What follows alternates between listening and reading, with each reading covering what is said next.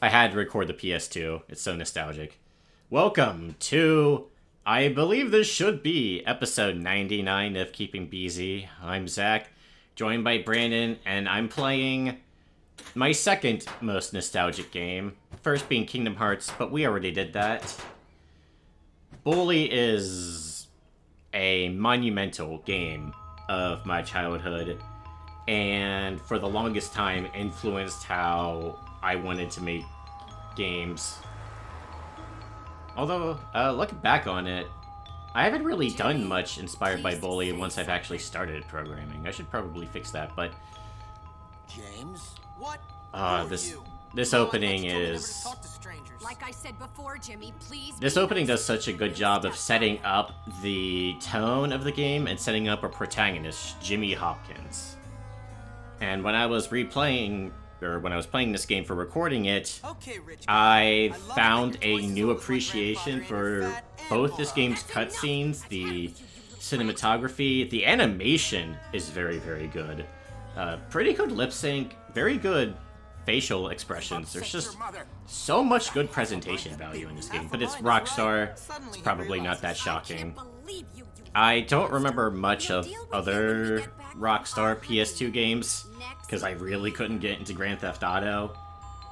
No, to me, Bully is Grand Theft Auto designed well, because fuck those missions. And Jimmy Hopkins is a protagonist I also appreciate more. We've seen it before, especially with a lot of school things. He's the new kid, he causes some trouble, but there is a certain way that Jimmy is written. He just takes no shit, and even to this day, I find it a little refreshing. Yes, I'll give Brandon a quick chance to explain his experience with Bully, which is probably me just hitting him over the head with the case until he finally played it. I was first introduced to Bully in elementary school when my friend around that time had that, as well as pretty much every Grand Theft Auto game, as well as Final Fantasy X and everything else that you could imagine on his PS2. Grand Theft Auto was a case where we would just try one of the story missions, it would be too hard, and we would just put in all the cheats to try to blow up things as much as possible. Bully was a case where I don't think we got very far, but we were just kind of enjoyed its kind of atmosphere and like the kind of just the setup of what the game is. I didn't really think too much about Bully until high school when Zach and I met, and he talked about it at the time as like his favorite game, the game that has influenced him the most. And I was like, yeah, I remember Bully. I would probably try it at some point. So I think either you let me borrow yours or I eventually got my own copy. And I finally played through the game legitimately and got to the end and saw what it was. And Bully is, outside of Red Dead Redemption, the only Rockstar game I have finished. I just think that the design is just much more compelling than any of the Grand Theft Autos I've played. I'm sure if I played like some of the later ones like 5, I'd probably maybe enjoy them slightly more. But Bully's just unique setting is just far more compelling to me. The writing and characterization is excellent. The presentation is like top-notch for the system. And just the overall, the seasonal changes, the weird kind of nostalgia, like it's a surreal game where it's echoing and homaging an era of film from the 1980s, especially of like Animal House and Revenge of the Nerds, that the developers are sort of basing and writing based on their memories of both school as well as that era of film. And it's an era that is before Zach and my's time. Him and I are like early 90s children. So that's when we were born. So Bully is kind of before our time, and yet it has a weird nostalgic gravitas to it that pulled us in. Despite the controversy that echoed up at the time, it did not in any way stop me from enjoying it for what it is, which is probably one of the most, by not being as big as a Grand Theft Auto and being a more compact world, that is frankly just more detailed, has way more personality, feels more lived in. It is, to me, one of the best worlds RockStar has created outside of like Red Dead Redemption. And even then, I think Bully's smaller size compared to even that game is an advantage on its part. I would say the fact that the world is smaller, to me, means they were able to give more personality. There's definitely personality. I'm trying to think much. Like I said, I haven't played much of Grand Theft Auto. I could not stand it. Not even with cheat codes, I couldn't really have fun because I was very much a story path kind of person. And if I couldn't enjoy the story path, I just couldn't enjoy the game. But I know for a lot of people, especially my family, they mostly just love the sandbox and the cheat codes. And to me, Bully was just how I felt like a sandbox game should have been made at that time, with missions that were actual playable and fun. But I don't want to say there's no personality to the world of Grand Theft Auto. Like, it's Grand Theft Auto. But I do remember more of the Bully Town. Bullsworth, I believe the name is. But that could also just be nostalgic bias talking and how many times I've played and beaten this game as a kid. Which, oh my gosh, yeah, it would have been elementary school. For some reason I thought I got this game in middle school, but no, you're right, it was definitely elementary. I first discovered this through Game Informer magazine when I used to be subscribed to that so long ago. And I think this was the second magazine I ever got, was the Bully issue. And I read and reread that Bully interview so many times. This was one of my most hyped games that I could think of. Just every passing day I didn't have Bully in my hands, I was mad. I was like, give me the game. Run along now, child. And I tried talking to other kids at school about it, and nobody knew what the fuck this game was and never heard of it. One kid tried to pretend he knew what it was by saying he was able to get an advanced copy and he was able to do the final boss, which was a gunfight. And I just stared at him and went, there's not a single gun in Bully, which a lot of people thought there was going to be shooting in this rated T game in a school. Which, I don't know, like, it's RockStar, but I know RockStar could be edgy at times. I didn't think they would go that far, and they haven't for this game. It's called Bully, and while you can bully people in gameplay, Jimmy isn't really much of one himself. He's a troubled kid, but doesn't cause more trouble than necessary, I would say.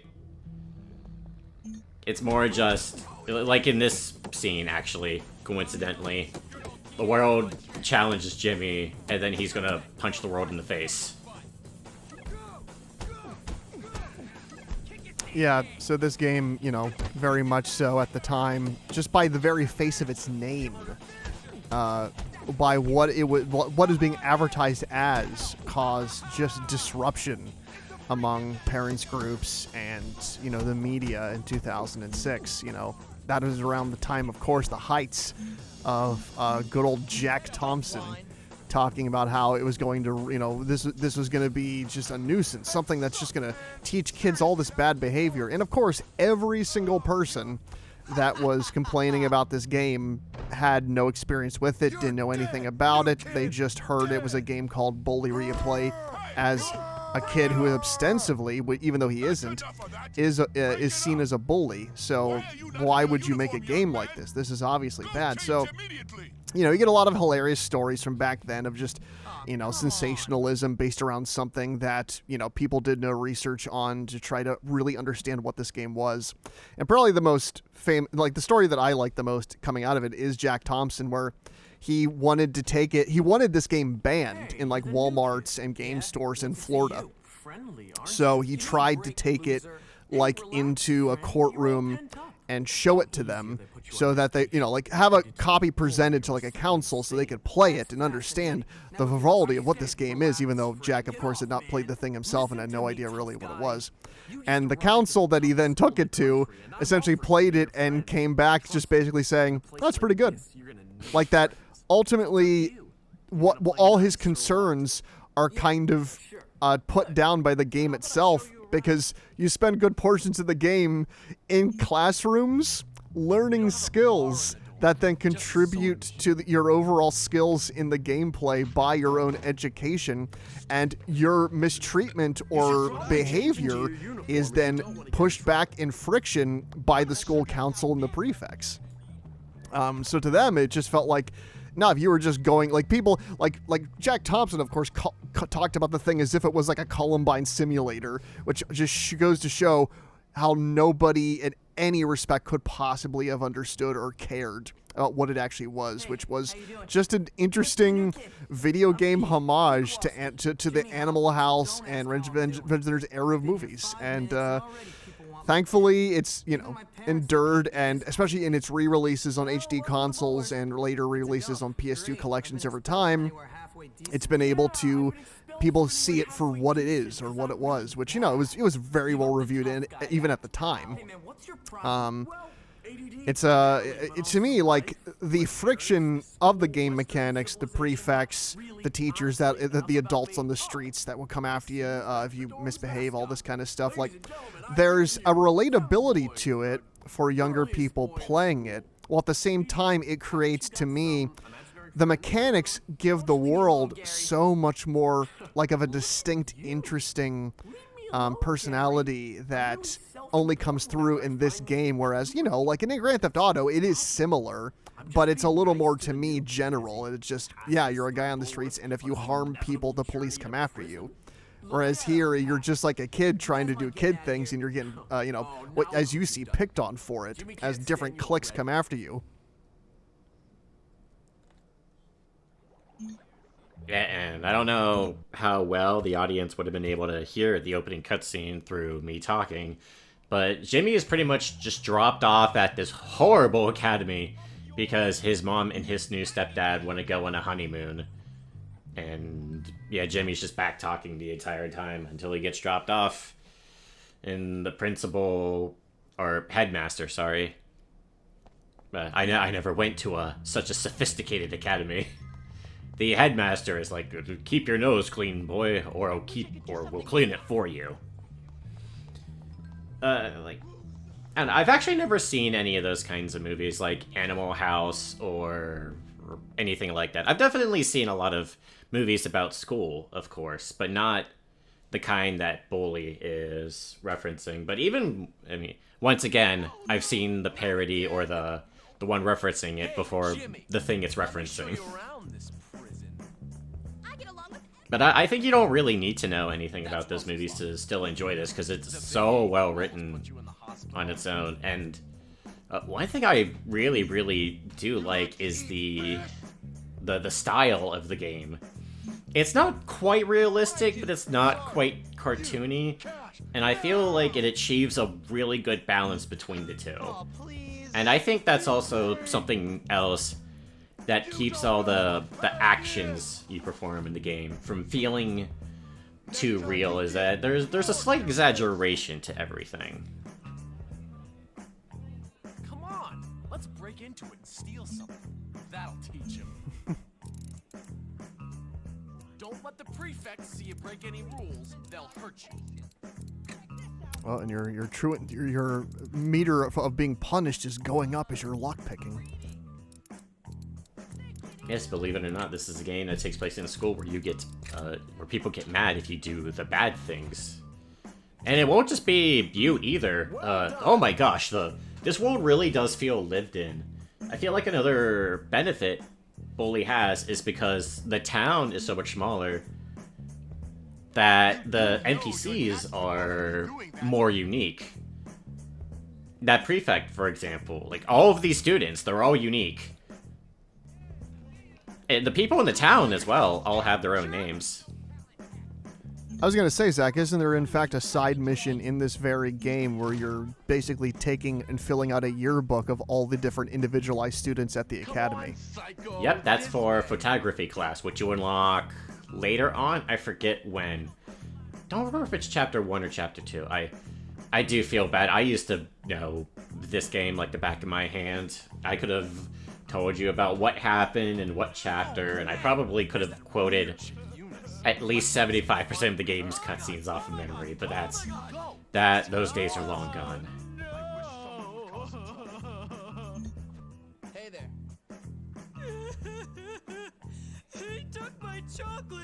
Please get it back.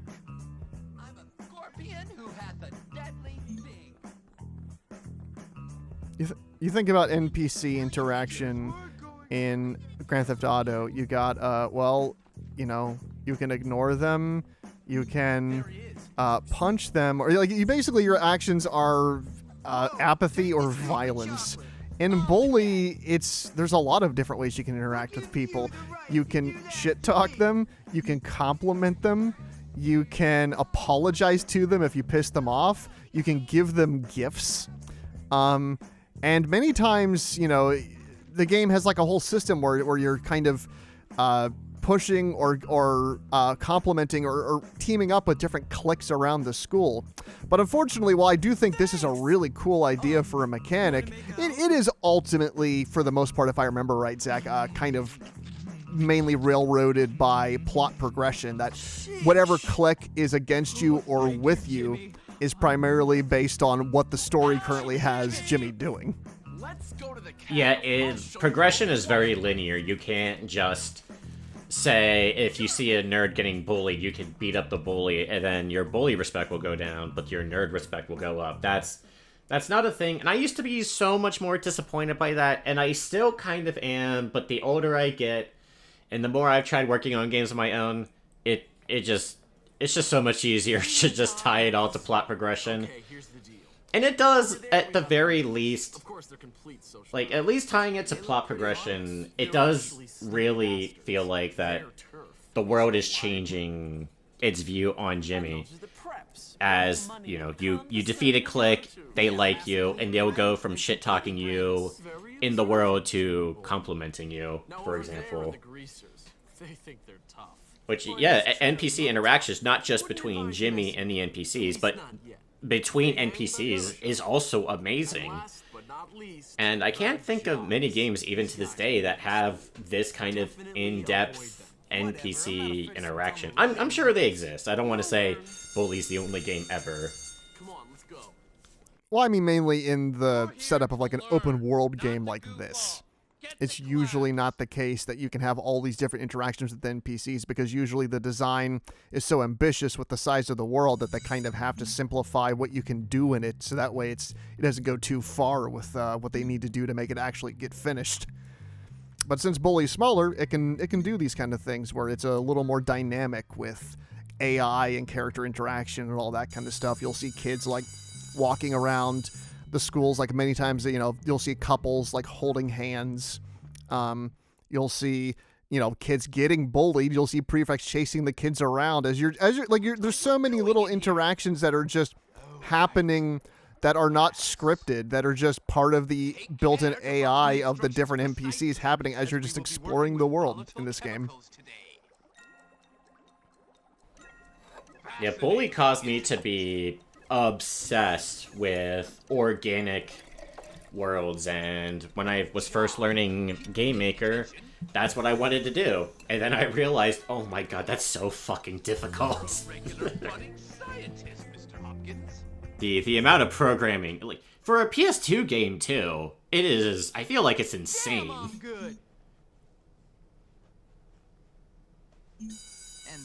But yes, as Brandon said before, going to class is very, very good. And I recommend going to class because you get new abilities. Not all abilities are useful, but I still recommend going to class. The minigames are at the very least pretty fun. I can't think of a minigame off the top of my head that I think is, like, I just hate it. Although, speaking of minigames, there is Scholarship Edition, which I'm not playing here. This is the original PS2 game, the one I grew up with, but I've always wanted to play Scholarship Edition. And I do technically own it, and we do own a capture card, but I'm lazy. But one day, I really do need to sit down, hook up my Xbox 360, and play the Scholarship Edition, and play out the two new classes, which I believe are Geography and Math. Oh, I think music is also a new one. I want you to I think. stop this nonsense, Hopkins. I want you to behave yourself. You might learn something. Fine. Can I go now, sir?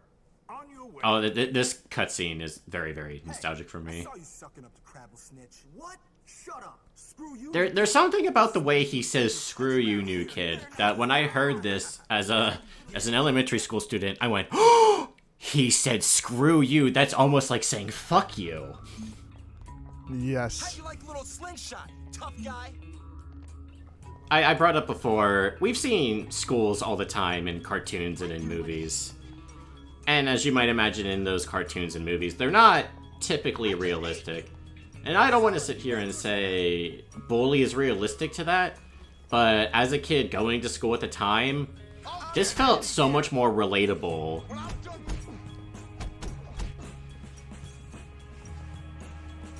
Sure, like at my school, no one was shoving other kids in the lockers. Like, there's still some of that cartoonishness, but the kind of more brutal way they talk to each other just felt more real to me. The more cynical outlook on the school as a whole and how the kids interact with each other.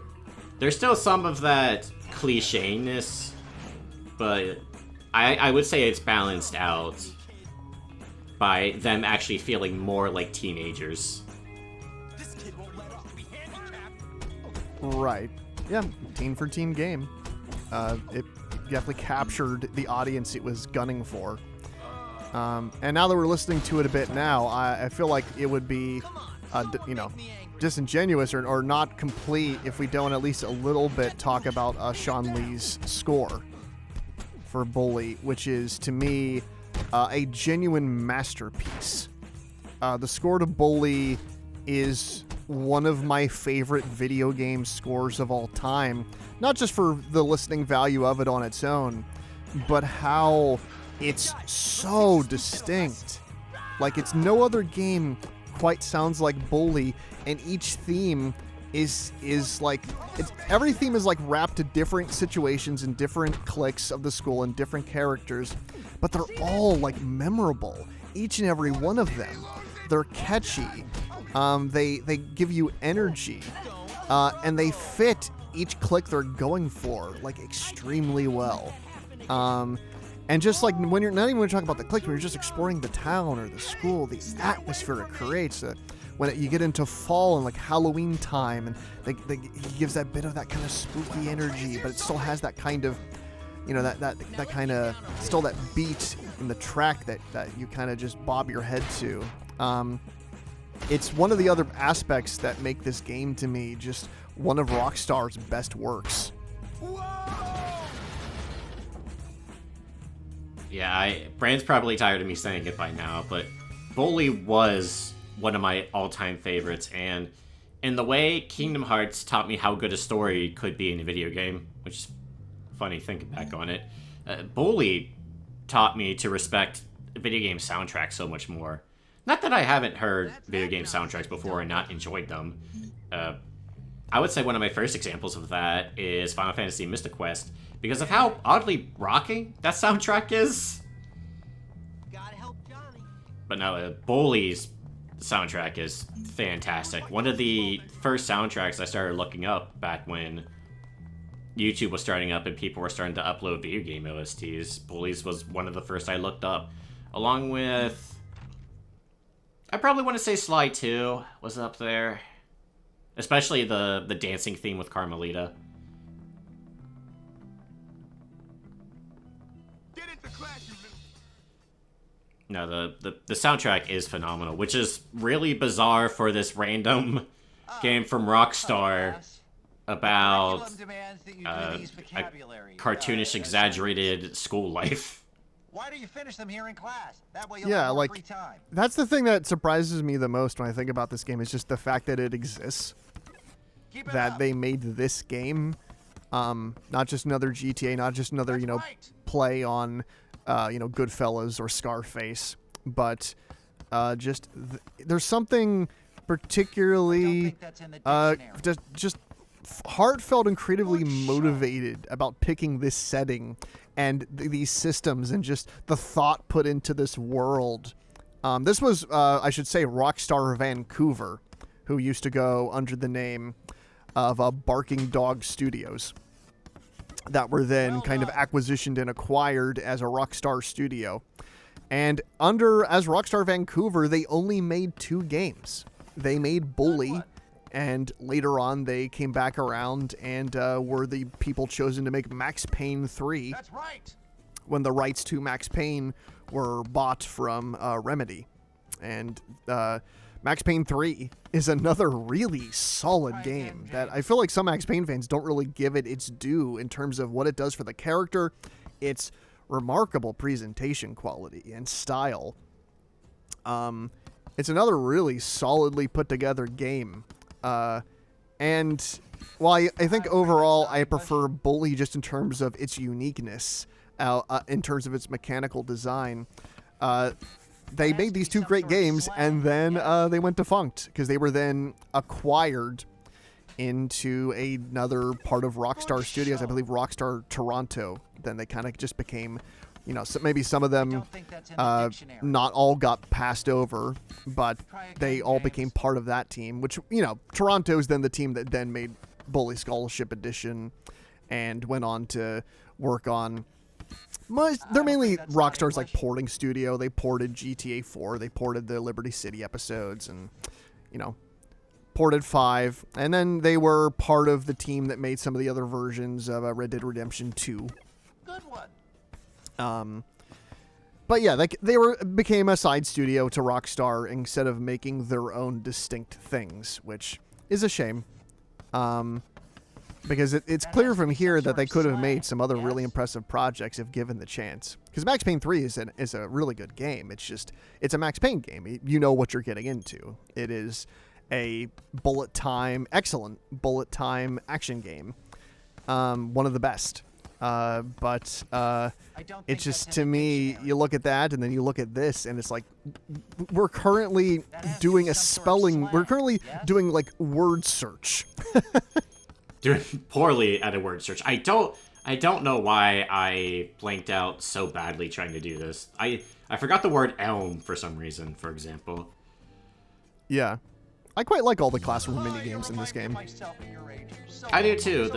Some of the arcade minigames aren't very good. I'm specifically thinking about the sumo one. That takes forever. It's not...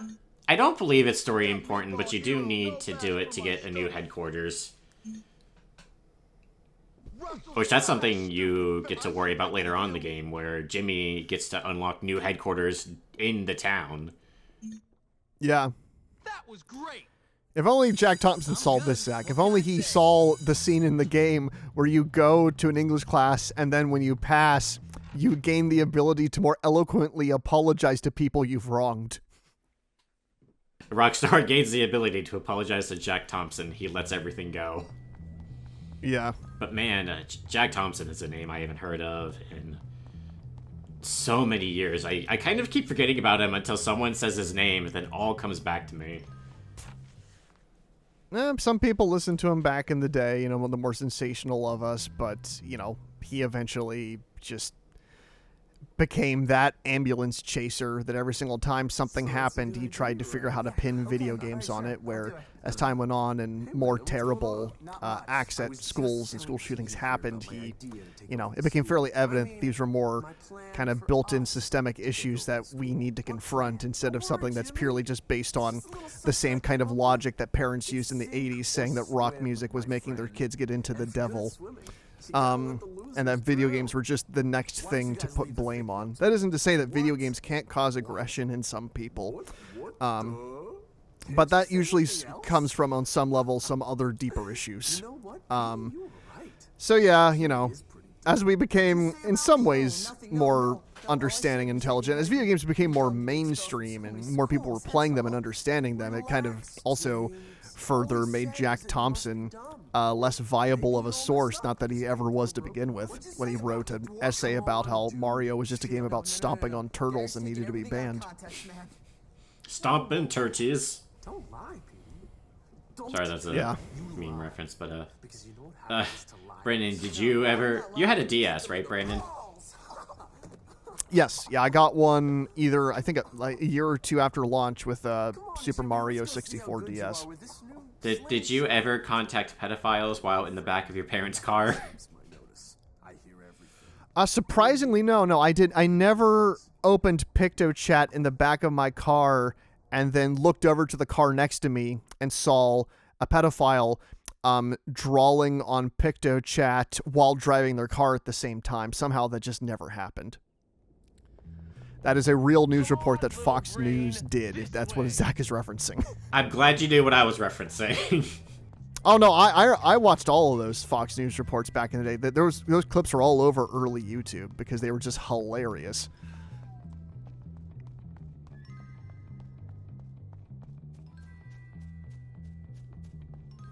There's the one, Zach, where they're just like, oh, so Nintendo tells you that PictoChat only can go up to this range when you're chatting with somebody, but actually, we tested it. We combined two PictoChats together, and you can go a little farther than that, meaning, and it's almost as if, a certain yardage just instantly, like, pedophiles only remain within a certain yardage. So it's just like, yeah, it was insane. No, I used to know so many more of those, but like I said, a lot of those have just fallen out of my head, but the PictoChat one always comes to mind. Right, I do feel like there is one other thing we have to talk about. We don't have to talk about it for long, because I feel like the audience probably could guess our feelings about it from what we mentioned before. But Grand Theft Auto 6, it's a thing, and everyone's excited. Are you excited for Grand Theft Auto 6, Brandon? Not really. I mean, I'll be curious to see what it is when it comes out. I do like them, having a lady protagonist in a GTA game for once. That sounds cool. Obviously, it pissed off a lot of people on the internet, which just made me happier. But do I care that much about GTA 6 and its rumored pricing of astronomical levels? Not particularly. I tried playing 4, just couldn't really jive with it. Tried to play Vice City, loved Vice City's soundtrack, loved driving around the city, but the story missions just, the controls were from a different era. They were terrible. And in a way that I just could not relate to. Maybe I'll play 5 someday, but just the nature of what GTA is, even though it is some of the most detailed and carefully crafted and genre-setting open-world games of all time, the setting of them just isn't really all that appealing to me, despite their interactivity. Like I've repeated like a broken record throughout this video, Bully is appealing because it isn't just another crime open-world city game.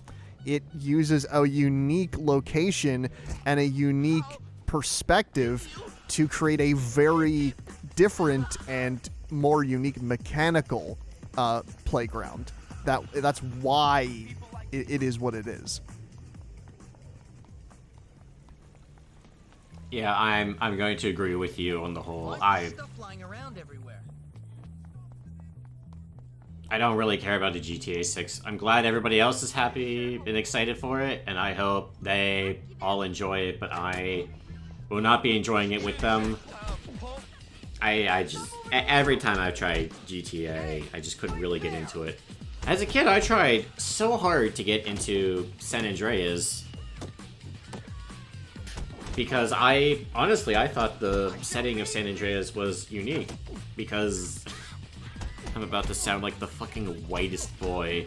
I thought San Andreas was interesting for having a black protagonist that was playable because I hadn't really seen that many times. And so I really did want to get into San Andreas, but just, my god, I could not do those missions. And I never got to the train. I never got to the infamous train. Just the controls of the vehicles, I just absolutely hated them, and the missions were so ball-bustingly difficult.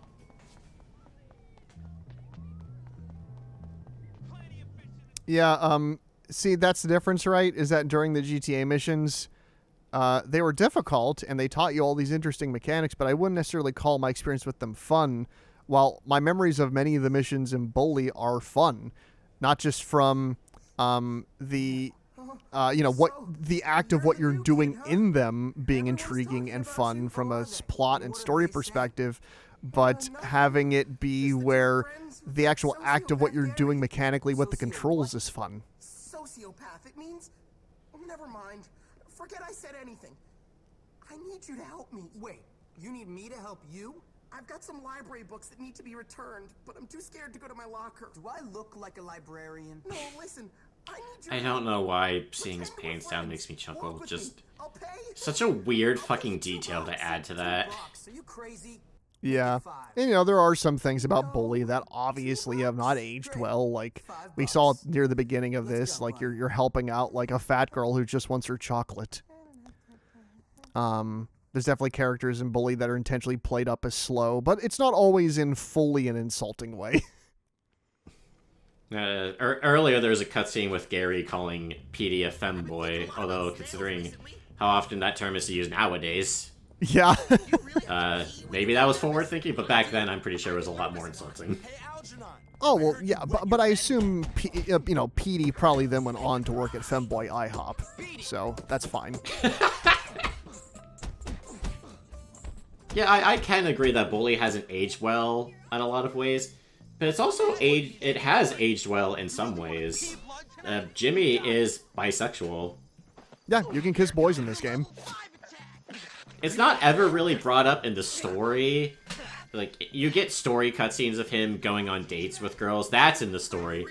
But a thing you can do is, after you get the respect of certain cliques, each of them do have a male that you can romance and actually outright kiss. And that shocked me. Not because I thought that was a bad thing, because I'm like, wow, I can't believe that they would... Like, when I say I can't believe it, I don't mean in a Jack Thompson kind of way, just more in a, oh wow, that was actually pretty brave to put in. Because I remember growing up in that era.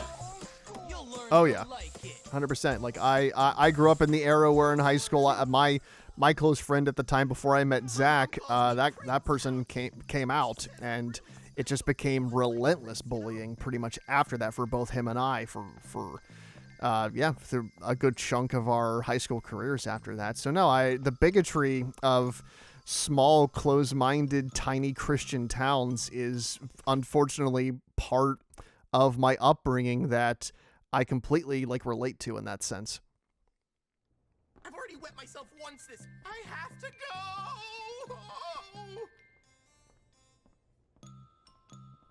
Yep, for this mission, we're being paid $5 by Algernon, P-Stain, as the kids call him, to take him into the school bathroom, which, now that I think about it, why doesn't the library have a bathroom?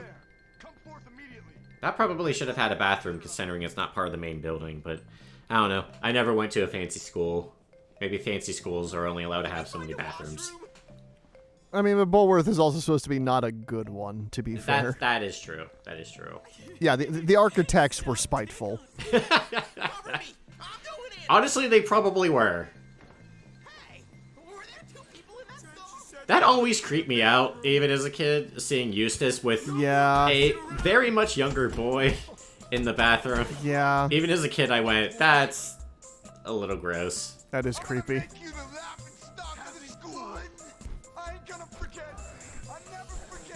Also, I wanted to give this kid a swirly, but unfortunately, I don't think I do. I think I went to. Oh no, never mind, I did. Oh no, there you go. Yep. I mean, this just feels like stuff that would then be mechanically later used for other games where you're, grappling a foe to then slam them into a desk or something in other games. But more creative. Okay, I actually saw some of... This is completely random, I know, but I saw some of James Bond First Light, and the more I see of it, the more it kind of looks cool. Especially with the way James Bond will just grab random things around the environment and smash them against enemies. That's something I really liked about the opening of... I believe Uncharted 3 had a moment where you're in a bar fight, and Nathan Drake will just grab things as you hit the punch button and slam bottles into people's faces. Yep. Yeah, First Light, everything I've seen about it. The melee combat, I did not expect to be as much of a focus in that game, but it all looks quite fun, and I'd probably pick it up at some point. I will say that is one area where Bully... I don't want to say suffers, but the combat in Bully, as you saw at the beginning, can be kind of... I wouldn't say button mashy. Enemies will guard against your attack, so you don't want to just wail on the square button. But it's not very deep. Bully does have an interesting combo system. That was one thing they talked about when hyping up the game, is the fact that you could use the PS2's pressure sensitive buttons, which is a thing I keep forgetting the PS2 even fucking has. Where you could just hit square for attacks, but then you can also hold square to get new attacks. Right, and many times there were certain games where the amount of pressure you put on the button influenced the action, which some PS2 games used. Yeah, Bully doesn't really use the pressure sensitivity, thankfully. I tried playing... Oh, fuck, what was the name? The Bouncer. I tried playing the Bouncer. Using the buttons in that way was very awkward, to say the least. Yeah. Well, to me, it has the same problem as the Wii's motion controls, where the preciseness just isn't, like, it just feels like a chore to always have to be in a very specific motion or amount of pressure when you just want to hit the button.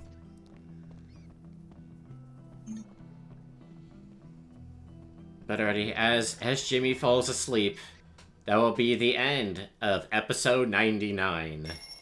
Thank you for joining me on this trip down memory lane and being able to enjoy this game that I honestly, at the very least, mechanically holds up well. Some of the writing more than likely doesn't. I can already think of some scenes off the top of my head that made me go, ugh.